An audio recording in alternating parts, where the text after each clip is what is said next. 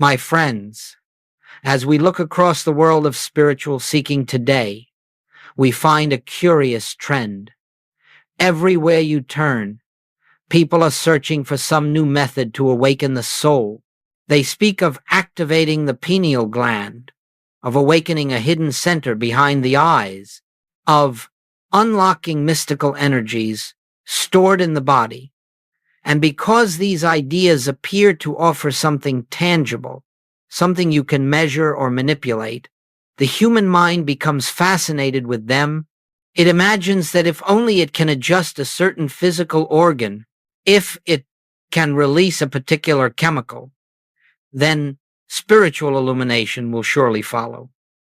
But the mystical life does not begin in the body, nor is it dependent upon the body for its realization. Spiritual illumination is not brought about by adjusting a gland, nor by stimulating a nerve, nor by awakening a physical center. Spiritual illumination is the recognition of the presence that has always been here, at the center of your own being. It does not come to you from outside your consciousness, and it is not awakened by altering some physical function. It dawns the moment you cease looking outward for causes and begin resting in the awareness that God, as your own consciousness, is already fully present. When Jesus spoke of the single eye, he was not directing attention to the anatomy of the human head. He was revealing a principle of consciousness that has nothing to do with the physical body.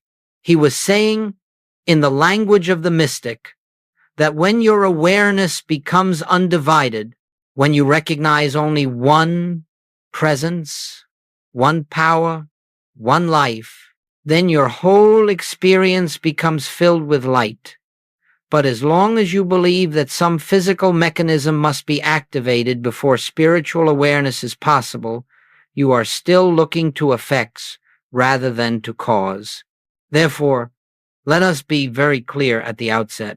There is nothing wrong in studying the body or appreciating its wonders. But if you believe that spiritual realization depends upon the condition of a gland, you have missed the entire essence of the spiritual path. For consciousness alone is the key, and consciousness alone reveals the Christ. All true awakening begins within, in the quiet recognition that the infinite is already here, already functioning as your very awareness.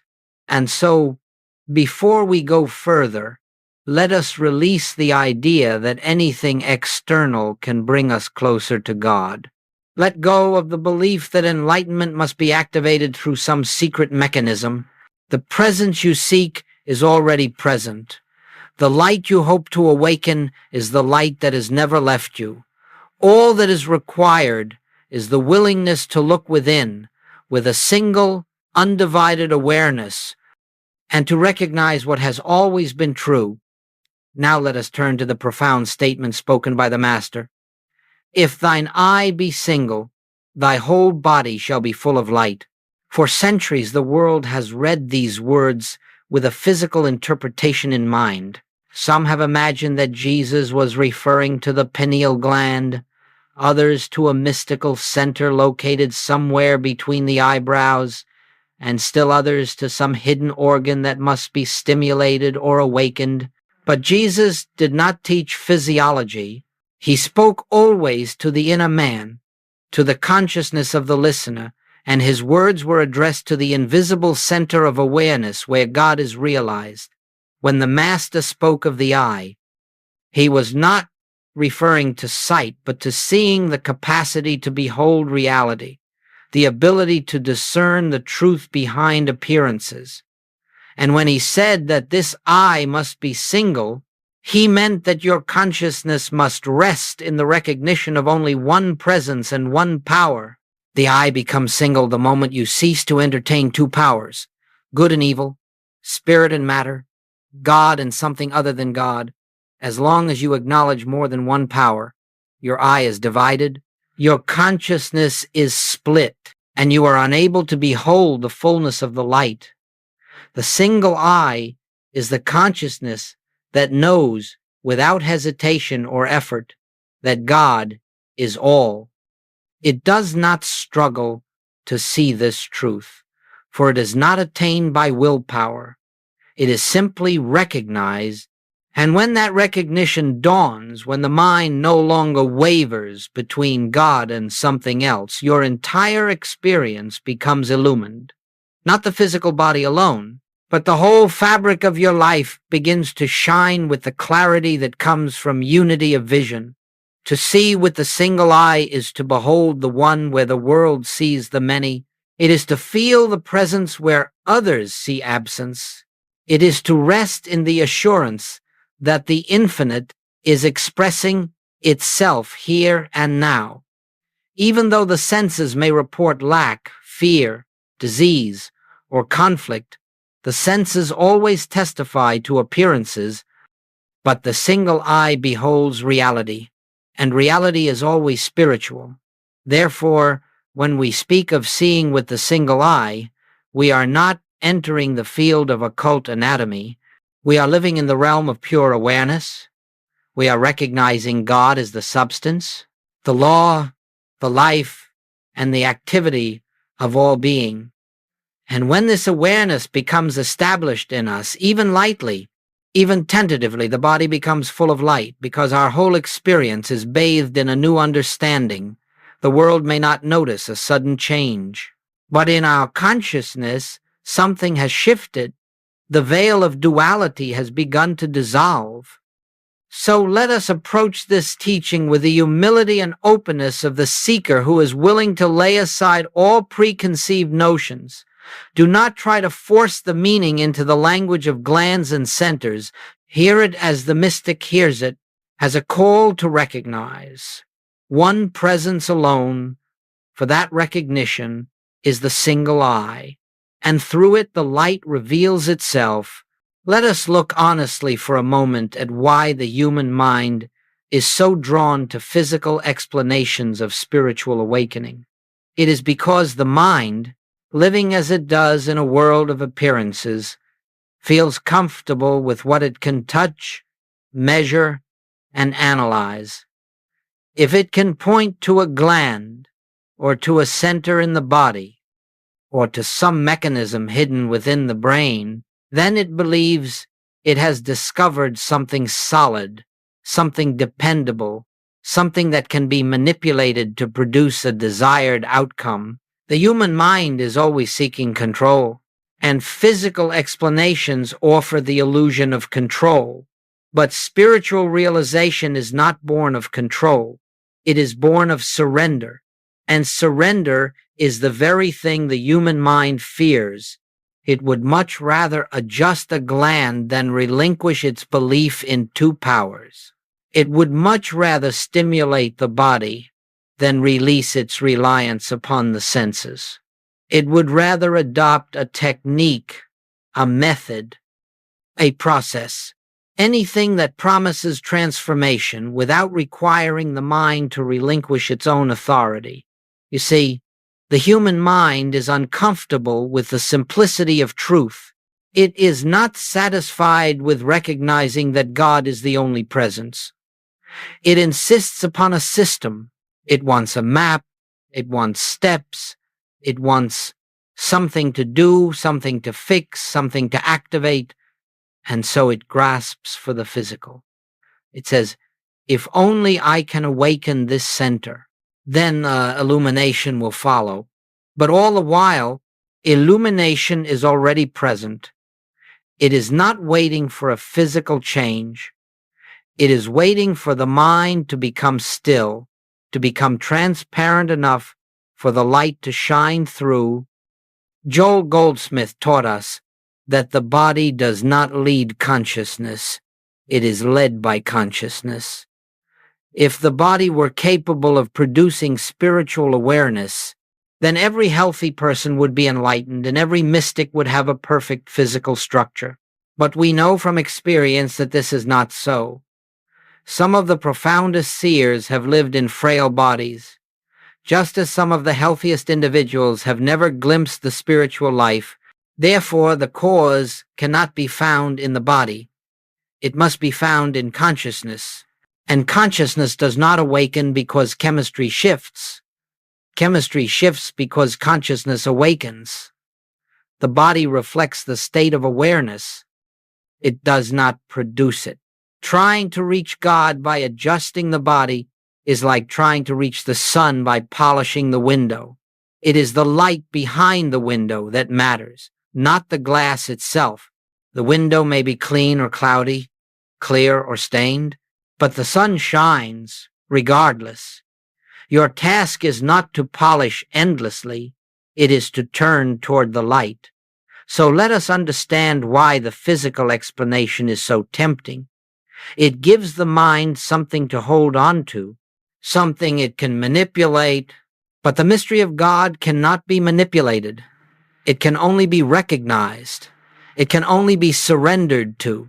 It can only be realized by the quiet awareness that says, here, where I am, God is, and in that recognition, the need for physical mechanisms fades away, and the truth of being stands revealed.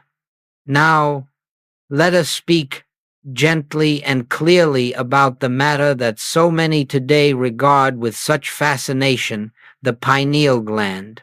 Across cultures and centuries, this small organ has been surrounded by layers of symbolism. Ancient mystics, philosophers, and poets have pointed to it as a metaphor for inner sight, the seat of the soul, the hidden lamp of awareness, and it is natural for the human mind to become intrigued by such symbols. They appear mysterious, and whatever is mysterious seems spiritual to the intellect. But, my friends, a symbol is never the reality. A metaphor is not the truth itself. And when symbolism is mistaken for substance, the seeker becomes lost in forms instead of resting in the formless presence that transcends all forms. The pineal gland is a part of the physical organism. It fulfills bodily functions. It participates in the rhythms of the human structure, but it does not reveal God, nor does it obstruct God. It neither awakens Christ's consciousness nor prevents it. It is simply another appearance within the grand tapestry of the body, yet it remains profoundly useful as a symbol, for it directs the attention inward. It reminds the seeker that spiritual sight is not outward vision, but inward recognition. It points not to an organ, but to the fact that true seeing does not depend upon the eyes. The mystics spoke of this gland because they needed an image, a picture, a way to indicate that there exists a mode of perception beyond the senses, a seeing that is not done with the eyes, but with the awareness itself. If you hold the pineal gland as a symbol, it can be helpful. It can remind you to turn within, to become still, to look beyond appearances. But if you hold it as a cause, a mechanism, or a doorway to enlightenment, then you have missed the entire meaning. No physical structure can open the way to God. No organ can limit the infinite. No biological process can usher in spiritual realization. The function of the body is to serve the experience of human life, but the function of the soul is to reveal the presence of God. And no part of the body can govern the soul. Joel Goldsmith always cautioned us not to confuse the symbol with the reality. He did not deny the beauty of symbols, nor did he criticize their use, but he gently guided us beyond them. He reminded us that the Christ is an activity of consciousness, not a function of the brain. He invited us to realize that spiritual illumination is the dawning of awareness, not the stimulation of tissue. Therefore, we honor the pineal gland for what it represents, and we release it from the burden of producing spiritual awakening. Let it be a symbol of inner sight, but not the source of it. Let it be a reminder of the invisible reality, but not the path to it. Let it stand as a pointer to the truth that the light you seek does not arise from the body, but shines through the body from the eternal presence already within your consciousness. Let us now look directly at what Joe Goldsmith understood the single eye to be, not as a poetic idea nor as a mystical symbol, but as an actual state of consciousness that transforms one's entire experience of life. For Goldsmith, the single eye was nothing less than the recognition of one presence, a consciousness that sees only God, knows only God, rests only in God, not as a comforting belief, not as a philosophy to repeat, but as a living awareness that there is no power apart from God, no life apart from God, no law apart from God, and no existence outside the infinite that is expressing itself as all. This single eye is the end of duality. It is the end of a universe in which God and something else appear to be competing powers. It is the end of believing that spirit is on one side and matter on the other. It is the end of imagining that good is sometimes present and sometimes absent. When the eye is single, you see that all life is one life, all power is one power, all being is one being. You see that what the senses report is never the truth of God's creation, but only the outward appearance through which the mind interprets its own beliefs. In the light of the single eye, the world begins to take on a new aspect, not because the world has changed, but because your seeing has changed. You begin to look at disease and feel no fear, because you no longer accept the second power operating in opposition to life. You look at lack and feel no anxiety, because you no longer believe there is a force capable of withholding supply from the infinite. You look at conflict and feel no hostility, because you no longer imagine that anything can oppose the nature of love. You look at death itself and feel no separation, because you know that life is infinite and indivisible. This does not mean that the appearances instantly vanish, but their hold upon your consciousness dissolves. Their ability to disturb, frighten, or compel you dissolves. Their sense of reality dissolves, for you are no longer beholding appearances through a divided mind, but through the single awareness that knows only God. This is the meaning of being full of light. It is not that everything suddenly becomes easy or perfect. It is that your consciousness becomes illumined, and in that illumination, appearances lose their power. To live with the single eye is not to deny the world, nor to turn away from its problems, nor to insist upon some human perfection. It is simply to see through the world, to behold its spiritual reality behind its changing forms. It is to look at every person and recognize the same Christ that is the essence of your own being. It is to meet every condition with the quiet assurance that the presence which is infinite is already here. It is to rest in the recognition that nothing needs to be added, removed, fixed, cured, improved, or activated. God is the allness of this moment, and the single eye beholds that allness wherever it looks. And so, when Goldsmith spoke of the single eye, he did not speak of an effort, nor of a discipline, nor of a practice to attain something. He spoke of a shift in awareness, a recognition, a transparency, a surrender of the belief in duality. He spoke of a way of seeing that requires no strain because it is the natural seeing of the soul when the mind is quiet enough to let truth reveal itself. The single eye is not an organ. It is not asleep or awakened. It is not located in the skull. It is the stillness of consciousness, resting in the awareness of one presence. And to the degree that you live in that awareness, even for a moment, your whole being becomes filled with the light of spiritual recognition.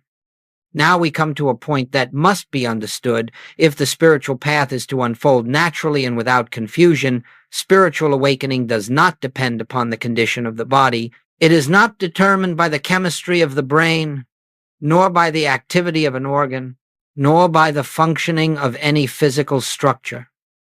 Awakening is the revelation of what already is. It is not produced by anything that happens in time, space, or matter. The body belongs to the realm of effect, not cause. It reflects the state of consciousness. It does not generate it. And so long as you believe that spiritual realization is dependent upon physical change, you will be attempting to correct effects while ignoring the cause behind them. You will be treating the shadow instead of turning toward the light that casts it. Joel Goldsmith spoke of this often. He reminded us that the body, with all its wonder and complexity, is still only an instrument. It is the form through which consciousness appears, but it is not the source of that consciousness. Just as the radio does not produce the music but simply receives it, the body does not produce life, spirit, or awareness. It is the means through which the infinite expresses itself in visible form. If we were to base our spiritual development upon the body, we would quickly fall into contradiction. There have been mystics who lived in fragile, sickly bodies but were radiant with divine illumination. There have been others with strong, healthy bodies who never sensed the presence within themselves. There have been men and women who experienced profound realization in the midst of physical discomfort, and others who remained spiritually asleep even when the body was vigorous. Clearly, then, the body cannot be the determining factor. You must understand that spiritual realization is not a sensation. It is not something you feel in the nerves or experience as an altered state. It is a shift in identity from believing yourself to be a separate, human self, subject to the rise and fall of physical conditions, to recognizing yourself as the presence that is eternal, infinite, and untouched by the temporary forms appearing in time. The moment you try to anchor enlightenment in the body, you create limitation where none exists. You imagine that God must work through certain channels, certain organs, certain conditions. You imagine that God can be obstructed, but God cannot be obstructed. The infinite requires no physical gateway through which to express itself. The Christ does not wait for a gland to open before revealing its presence. The light does not ask permission to shine. When consciousness awakens, it does so, regardless of the body's condition. If the body is tired, awareness remains clear. If the body is ill, awareness remains whole. If the body is at rest, awareness remains active. Awareness itself is never diminished, disturbed, or hindered by the body. And the realization of this is the beginning of freedom. For the moment you understand that the body is not the path to God, you stop struggling with it, you stop attempting to spiritualize matter, you stop looking for signs in the flesh, you stop seeking in the finite what can only be found in the infinite. And as you release the body from the burden of producing spiritual experience, you become available to the quiet recognition that God is already here as your own consciousness in this very moment, complete and entire. This recognition is the essence of awakening. It is not a process the body undergoes. It is a realization the soul receives.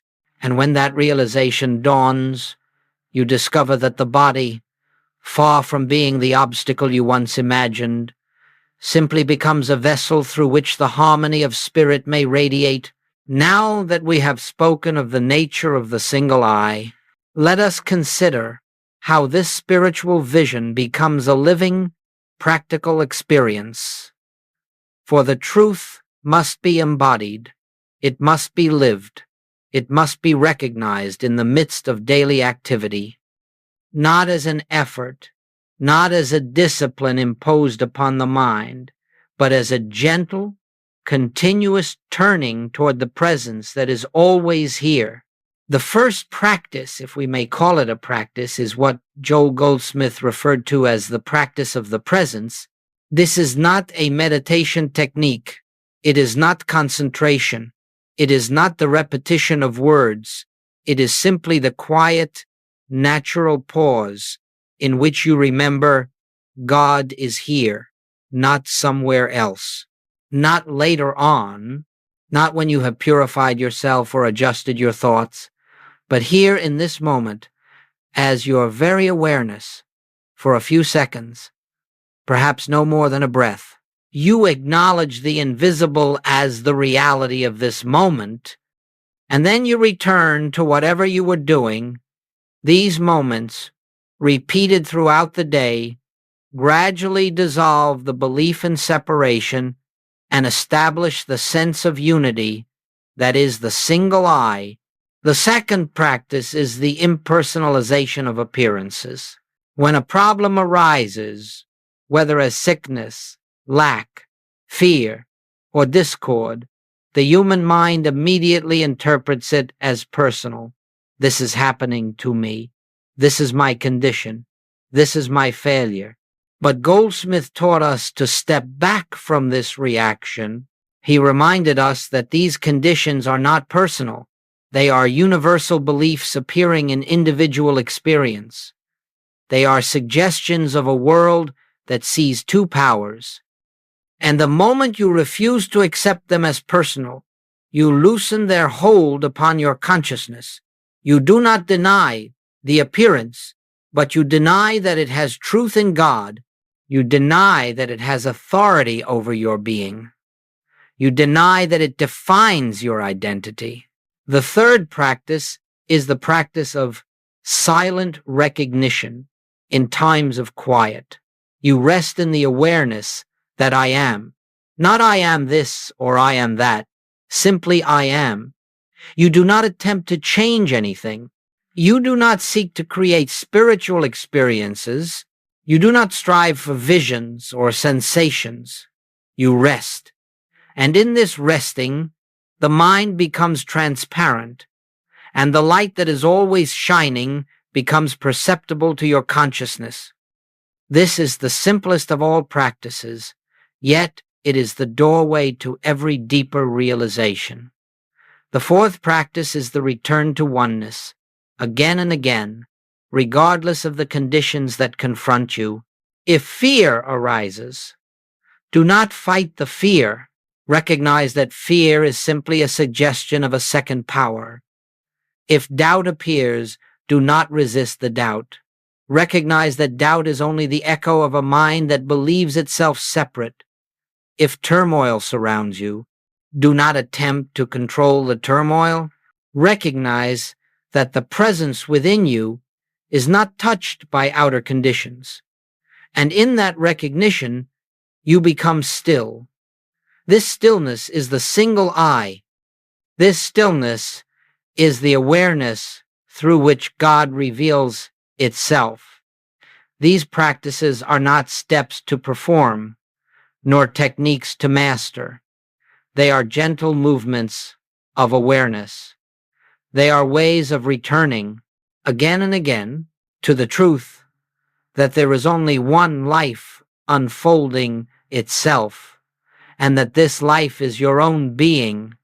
When practiced with sincerity, not intensity, not force, but sincerity, they gradually dissolve the layers of separation that have obscured the vision of oneness.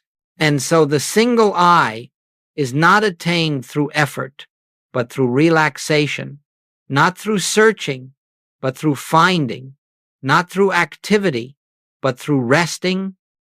It is the natural state of consciousness when the mind no longer clings to the belief in two powers. And as this awareness becomes familiar, you discover that the presence is nearer than your breath, nearer than your thoughts, nearer than your emotions. It is the very essence of your being. As you live more consistently in the awareness of one presence, a quiet and profound transformation begins to unfold within you. It does not come with fanfare, nor does it announce itself with dramatic sensations. It appears gently, almost imperceptibly at first, like dawn rising behind the horizon, long before the sun is visible. Yet as you continue to rest in the single eye, the entire landscape of your inner life begins to change. The first change is an increasing sense of peace, a peace that is not dependent upon conditions. It does not arise because circumstances have improved, but because consciousness has become less reactive to circumstance. The mind that once trembled at every disturbance begins to rest in a deeper assurance. It begins to sense that something greater than appearances is governing every detail of life.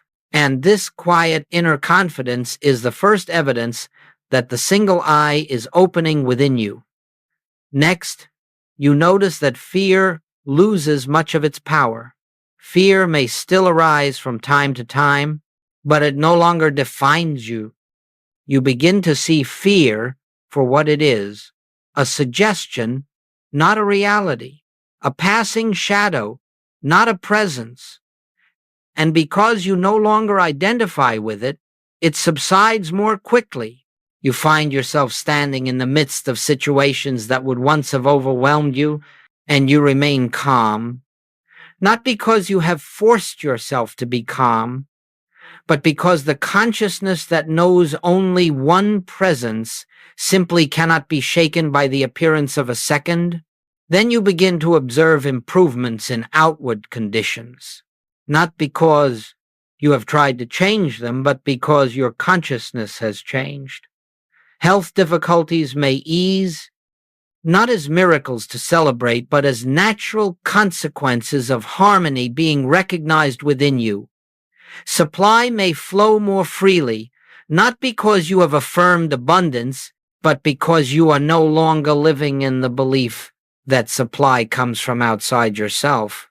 Relationships may soften and become more cooperative, not because you have tried to manage others, but because you now meet each person with the awareness of their true identity rather than with judgment or fear. There is also a deepening sense of clarity, a clarity that does not come from thinking but from seeing.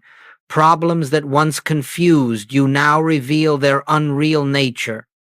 Decisions that once seemed difficult now unfold naturally without anxious analysis. The right action becomes apparent without strain, because it arises not from human reasoning, but from the quiet intelligence of the presence expressing itself through you. As this inner transformation continues, you may notice that outer disturbances affect you less and less. The news of the world does not draw you into despair. The behavior of others does not provoke you as it once did. Even your own thoughts lose their authority. You begin to recognize that thoughts are not you, they are only movements within consciousness. And this recognition frees you from the tyranny of mental activity. Eventually you will find that you have become, in a small but unmistakable way, a healing presence. Not because you attempt to heal, but because the consciousness that sees only God radiates a quiet influence wherever it is. People may feel calmer in your presence without understanding why. Confusion may dissolve simply because the clarity within you makes confusion impossible. Discord may settle because you are no longer adding resistance to it. This transformation is not something you achieve. It is something that reveals itself naturally when you stop believing in two powers. It is the inevitable blossoming of the soul that has remembered its source. It is the unfolding of the Christ within you, not as a phenomenon, but as the very essence of your being, shining through the forms of daily life. And so the single eye is not merely an idea to contemplate, it is a living state of awareness that reshapes your entire experience from within. It brings light where there was darkness, peace where there was fear, harmony where there was conflict, and wholeness where there was limitation, not because conditions have changed first, but because you have seen through them to the presence that has always been the truth behind every appearance. As we bring our time together to a close, let us gently return to the one truth that has been at the center of every word spoken. There is only one presence, one power, one life, one consciousness, and that one is expressing itself as you. Everything we have explored, whether the symbolism of the pineal gland, the meaning of the single eye, the practice of the presence, or the quiet transformation that unfolds, is simply a way of pointing you back to this eternal fact. There is no gateway you must open. There is no spiritual mechanism you must activate. There is no inner structure you must awaken. The activity of God is already taking place as your own being. Your role is not to make anything happen. Your role is to recognize what is already true. The mind wants procedures, steps, techniques, diagrams, and secrets, but Spirit offers nothing of the kind. Spirit says only this: be still, and know that I am God, not far away, not above, not beyond, but here, as the very awareness that hears these words, and in this recognition, you become free. Not free from the world, but free from the belief that the world has power over you. Not free from the body, but free from the belief that the body determines your spiritual state. Not free from appearances, but free from the belief that appearances reveal reality. This is the freedom of the sons and daughters of God. The freedom that comes when the single eye has replaced the divided mind, and you can look upon all things and behold one presence, one life, one source, shining through every form. Do not try to hold on to this truth. Simply rest in it. Let it be. Let it reveal itself whenever the mind grows quiet enough to receive it. If in this moment you have glimpsed even a hint of the light that is within you, trust it. If something within you has stirred, allow it. If peace has touched you, even for a breath, let that trace of peace be enough. It will grow of its own accord, without your effort, because the Christ within you is always seeking expression. And so, as you return to the activities of your day, do not leave this awareness behind. Carry it gently, without strain. Remember, even for a second at a time, I and the Father are one. Let this recognition do its own work in you, for the eye of your being is the light of this world, and nothing can add to it, and nothing can take it away.